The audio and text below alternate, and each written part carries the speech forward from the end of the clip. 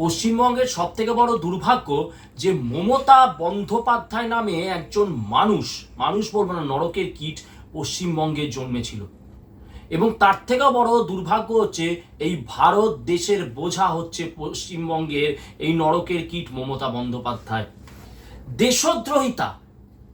দেশদ্রোহিতা মনে হয় মমতা বন্দ্যোপাধ্যায় জন্মের পর থেকে দেশদ্রোহিতার পাঠ শিখেছে। কত বড় দেশদ্রোহী মমতা বন্দ্যোপাধ্যায় তার উদাহরণে আসছি।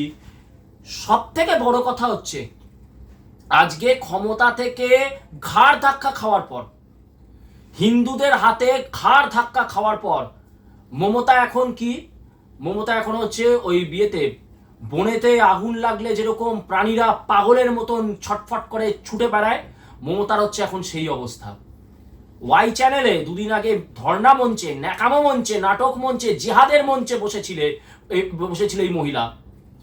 সেইখান থেকে বাংলাদেশ যে বাংলাদেশ প্রতিনিয়ত ভারতের বিরুদ্ধে বিষোদ্গার করে চলেছে, যে বাংলাদেশে প্রতিদিনে গড়ে 2-3টে করে হিন্দু খুন হয়, ধর্ষণ হয়, সেই বাংলাদেশের পক্ষে আমাদের চরম শত্রু বর্তমানে জঙ্গি রাষ্ট্র বাংলাদেশের পক্ষ নিয়ে মমতা বন্দ্যোপাধ্যায়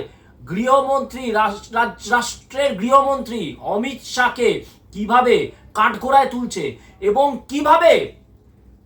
কিভাবে বাংলাদেশকে ভারতের বিরুদ্ধে, বাংলাদেশের সবসময় একই যে ভারত বাংলাদেশের বিরুদ্ধে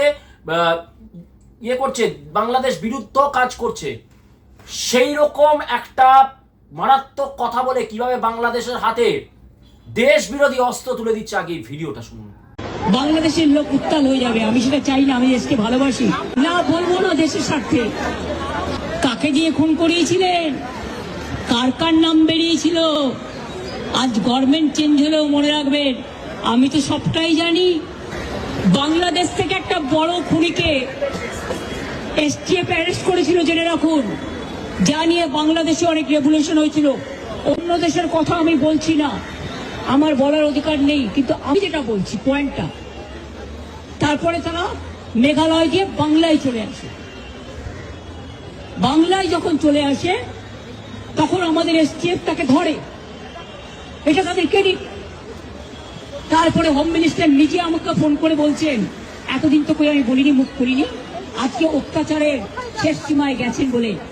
কারণ এটা জানে, আমি এখনো নামটা বলছি না ভদ্রতা করে, বাংলাদেশের লোক উত্তাল হয়ে যাবে, আমি সেটা চাই না। আমি দেশকে ভালোবাসি, না বলবো না দেশের স্বার্থে।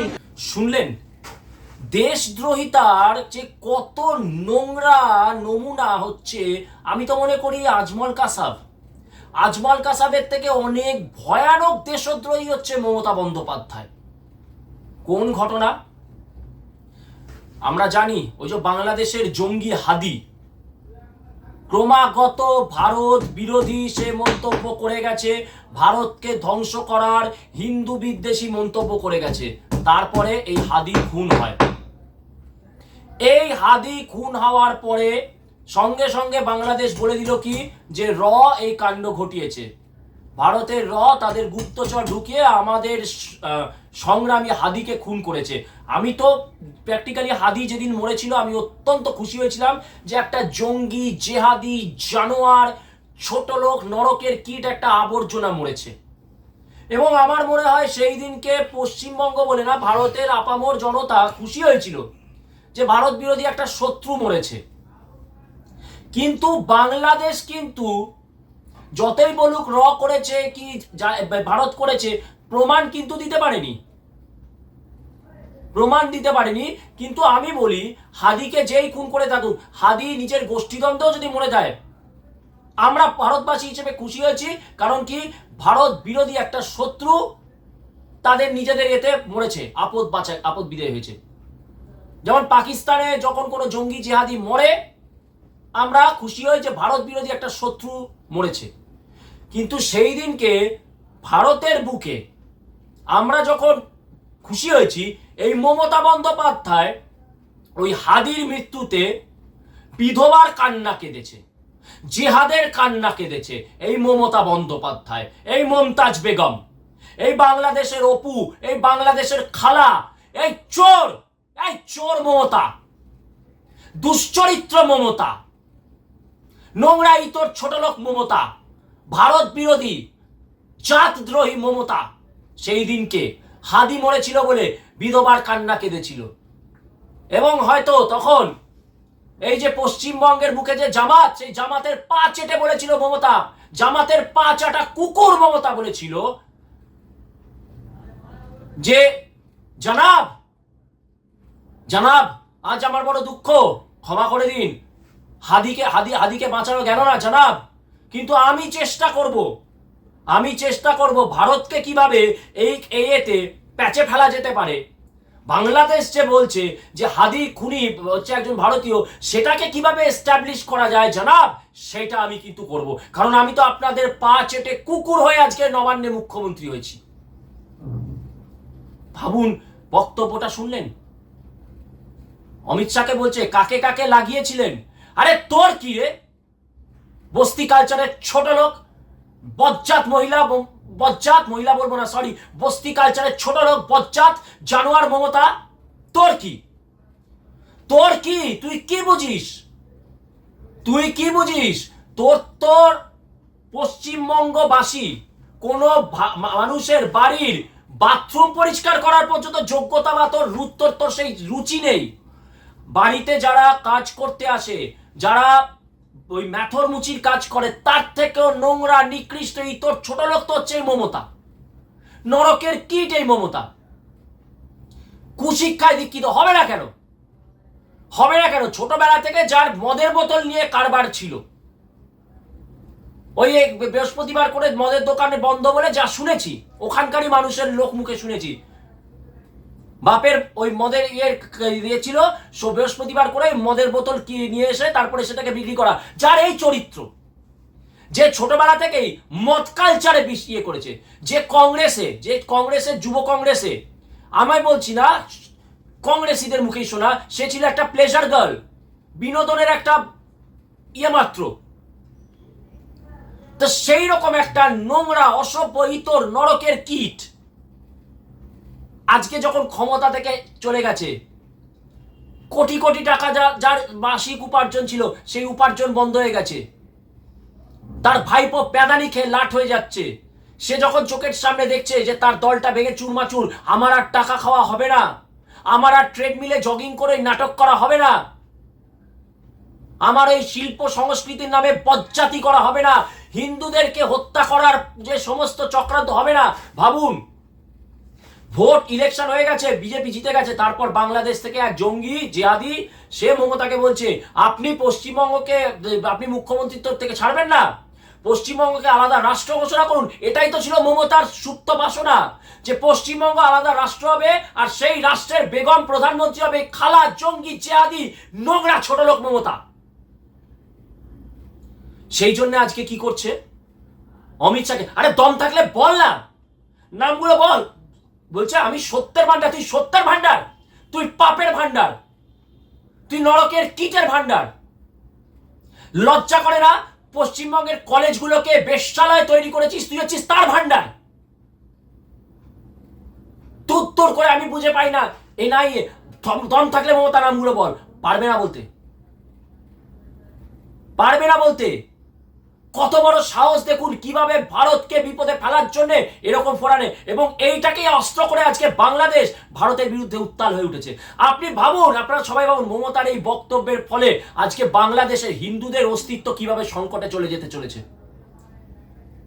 আজকে এই জনরোষে মমতা তো তার মানে বলছে কি, যে ভারতীয়রাই খুন করেছে, হিন্দুরা খুন করেছে। এইবারে ভাবুন বাংলাদেশের হিন্দুদের উপরে কি অত্যাচার নেমে আসতে পারে। দায় নিবি মমতা? জুতোর মালা পরানো উচিত এই নোংরা জানোয়ারটাকে। প্রতি মুহূর্তে হিন্দু বিদ্বেষ। আজকে সব থেকে উল্লেখযোগ্য ঘটনা, বোলপুরে হিন্দুত্ববাদী বন্ধু আমাদের সৌরিশ ভাই মমতা বন্দ্যোপাধ্যায়ের বিরুদ্ধে এফআইআর করেছে। কিছুদিন আগে মনে আছে, সেই ভোটের সময় মমতার কুখ্যাত উক্তি, আমরা চলে গেলে একটা কমিউনিটি ঘিরে ধরবে। হ্যাঁ, একটা কমিউনিটি, হিন্দু কমিউনিটি ঠাটিয়ে থাবড়া মেরে তোমাকে তোমার জায়গা চিনিয়ে দিয়েছে। থাপড়ে তোমার তো জায়গা চিনিয়েছে। কিন্তু কি বলেছিল, আমি চলে গেলে একটা কমিউনিটি যদি ঘিরে ধরে তোমাদের, বাঁচতে পারবে তো? তার বিরুদ্ধে ভাই সৌরিশ, কট্টরপন্থী হিন্দুত্ববাদী আদর্শ, হিন্দুত্বের আদর্শে দীক্ষিত ভাই সৌরিশ এফআইআর করেছে। জাতির কথা তার সাথে কথা বলেছিল। শুনুন আমাদের সাথে ভাই সৌরিশের টেলিফোনিক কনভারসেশনটা। নমস্কার, সৌরিশ বাবু বলছেন? হ্যাঁ হ্যাঁ হ্যাঁ, আমি জাতির কথার পক্ষ থেকে জয়জিৎ ভট্টাচার্য বলছি। নমস্কার।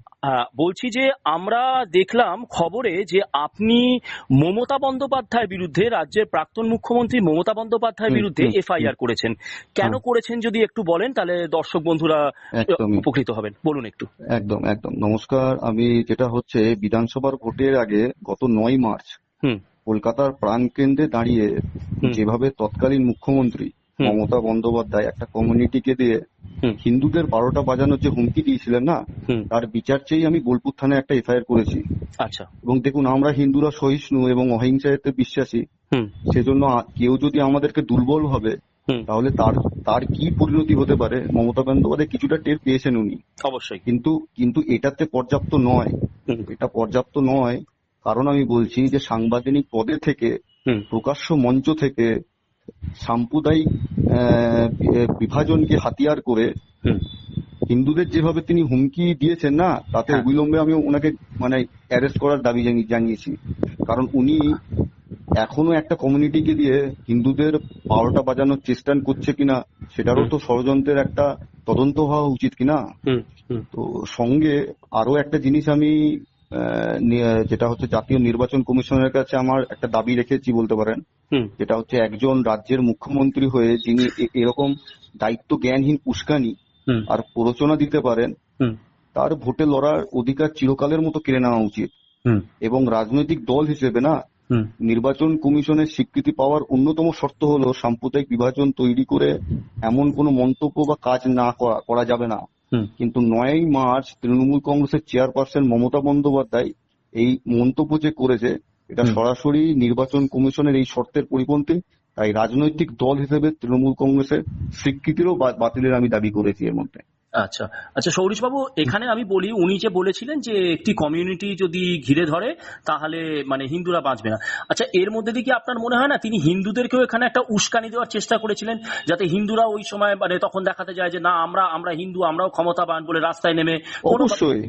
তার মানে এটা এটা আমার হিন্দুদেরকেও উস্কানি, উনি মানে কেবল যে ওই সংখ্যালঘু, তথাকথিত সংখ্যালঘু সমাজকে দিয়ে ভয় দেখানো নয়, হিন্দু, আমার তো মনে হয় যে এটা হিন্দু সমাজকেও উস্কানি দেওয়া, যাতে হিন্দুরা রাস্তায় নেমে কিছু করে এবং সেটাকে ছুতো করা। একদমই তাই। এটা আপনি একদম ঠিক বলেছেন।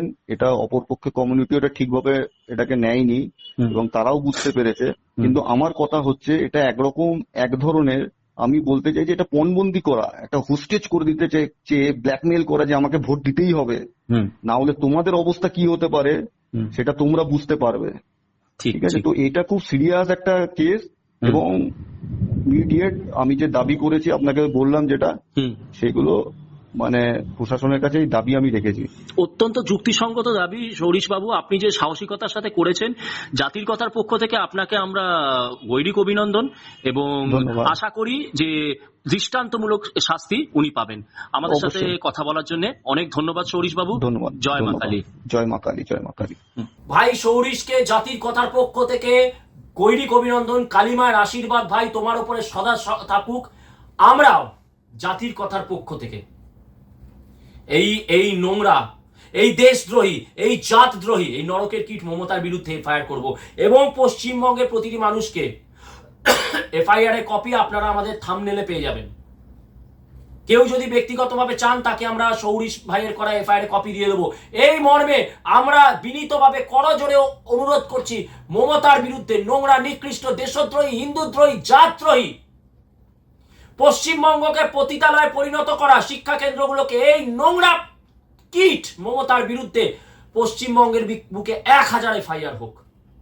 আপনারা ওই এফআইআর এর কপি পেস্ট করে সমস্ত জায়গায় এফআইআর করুন, প্রতিটি থানায় এফআইআর করুন। চরকি পাক লাগিয়ে ঘুরবে, চরকি পাক লাগিয়ে ঘুরবে এই রাক্ষসী চরকি পাক লাগিয়ে ঘুরবে। কত বড় ভয়ানক ব্যক্তি! এবং আমি অদ্ভুত, আমার অবাক লাগছে, রাষ্ট্রের সার্বভৌমত্বকে যে এরকম করে দাওতে লাগিয়ে দেয়, কেন? তাকে আবার রেলিভেন্ট হতে হবে। দেখাচ্ছে কত মহানুভব, রাষ্ট্রের সার্বভৌম থেকে অমিত শাহ, এনআইএ, আপনারা কি করছেন? কেন এনআইএ জেরা করছে না? আমরা সত্যি সেই দিনটা দেখার অপেক্ষায়, যেদিনকে ওই মমতা নামক ওই দেশদ্রোহীকে, ওই নরকের কীটকে, ওই মদ বেচার দালালকে কোমরের দড়ি পরিয়ে যেদিনকে রাস্তা দিয়ে এনআইএ নিয়ে যাবে, আমরা সেই দিনটার অপেক্ষায় আছি। আবারও বলছি, আজমাল কাসাব বলুন, পুলওয়ামাতে যারা হিন্দুদের গোপনাঙ্গ চেক করে মেরেছে, ওসামা বিন লাদেন বলুন, তাদের থেকে যদি সব থেকে বড় জঙ্গি হয় এই মমতা বন্দ্যোপাধ্যায়। এই মমতা বন্দ্যোপাধ্যায়ের আশকারাতেই কিন্তু কবির সুমন বলেছিল হিন্দুর মাকে ধর্ষণ করি, এবং সেটাতেই মমতা খুশি হয়েছে। মমতাই বলেছে, যা সুমন, যা জাহাঙ্গীর, যা শাহজাহান, যত পারবি হিন্দুর মেয়েদেরকে ধর্ষণ কর, গনিমতের মাল বানা, গাজী হবি তোরা, গাজী হবি। আর চাপ নিস না, পশ্চিমবঙ্গ তো ভাঙবে, আলাদা রাষ্ট্র হবে, আমি আমার বন্দ্যোপাধ্যায় ছুঁড়ে ফেলে আমি খালা মমতাজ বেগম হব। এই মহিলাকে ছাড়বেন না, এই মহিলাকে কোমরে দড়ি পরান, মুখে আলকাতরা দিয়ে উল্টো গাধায় চড়িয়ে লাথাতে লাথাতে পশ্চিমবঙ্গ তথা ভারতের বাইরে তাড়ান। NIA, we want justice. Arrest Mamata Bandyopadhyay right now. Investigate, quarantine and arrest this terrorist. জয় মা কালী, জয় বঙ্গ, জয় শশাঙ্ক।